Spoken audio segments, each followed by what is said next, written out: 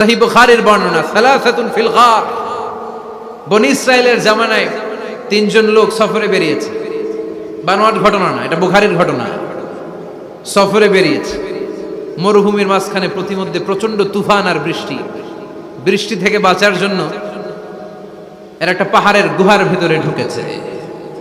হঠাৎ থান্ডার, বজ্রপাত, বিজলি, মুষলধারে বৃষ্টি।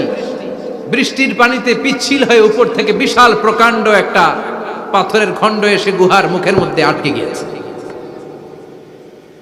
যেই গুহার মুখ দিয়ে তারা ঢুকেছে, ওইখানে বিশাল একটা পাথর গড়িয়ে এসে উপর থেকে বলল, অন্ধকার, ভিতরে কোনো আলো নাই, কোনো জনমানব নাই, বাঁচানোর কেউ নাই, কিচ্ছু দেখা যায় না, ঘুটঘুটে অন্ধকার। বাইরে থেকে আলো আর অক্সিজেন যে আসবে ওই সুযোগটাও নাই।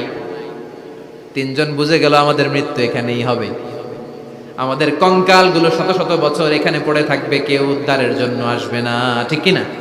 বাঁচানোর কেউ নাই, অক্সিজেন যতটুকু আছে কিছুক্ষণ পরে এটাও শেষ হয়ে যাবে। তিনজনের একজন বলল, আমাদের বাঁচানোর কেউ নাই, একজন ছাড়া তিনি কে?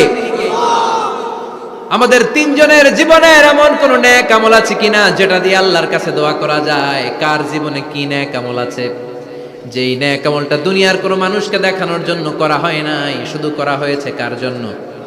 এরকম কোন নেক আমল থাকলে দোয়া করা শুরু করো, এছাড়া আমাদের বাঁচার কোনো উপায় নাই। একজন দোয়া করা শুরু করলো। হাদিসে লম্বা একটা হাদিস, আমি সরল বঙ্গানুবাদ শোনাচ্ছি। একজন দোয়া করা শুরু করলো। একজন বলতে শুরু করলো, আল্লাহুম্মা কানা লি আবাওয়ান শাইখান কাবীরান। ও আল্লাহ, আমার বৃদ্ধ বৃদ্ধা মা বাবা ছিল, আমি পেশায় ছিলাম রাখাল। প্রতিদিন রাখালগিরি করার পরে, ছাগলের দুধ দহন করার পরে যখন বাসায় ফিরে আসতাম, সবার আগে আমি আমার আব্বা আম্মারে দুধ খাওয়াতাম। আব্বা আম্মাকে দুধ খাওয়ানোর পরে আমার সন্তানদের মুখে, আমার স্ত্রীদের মুখে আমি দুধ তুলে দিতাম। একদিন আমার আসতে দেরি হয়ে গেল, এসে দেখি আব্বা আম্মা ঘুমিয়ে গেছে। দুধের বাটি নিয়ে আমি আব্বা আম্মার মাথার সামনে দাঁড়িয়ে রইলাম। মনে মনে ভাবলাম, আব্বা আম্মা যখন ঘুম থেকে জাগবে, আব্বা আম্মারে আগে আমি দুধ খাওয়াবো, তারপরে ছেলে মেয়েরে খাওয়াবো, স্ত্রীদেরকে খাওয়াবো। দাঁড়িয়ে রইলাম। আমার ছেলে মেয়েরা এসে আমার কাছে বলল, আব্বা খাবার দাও। আমি দেই নাই।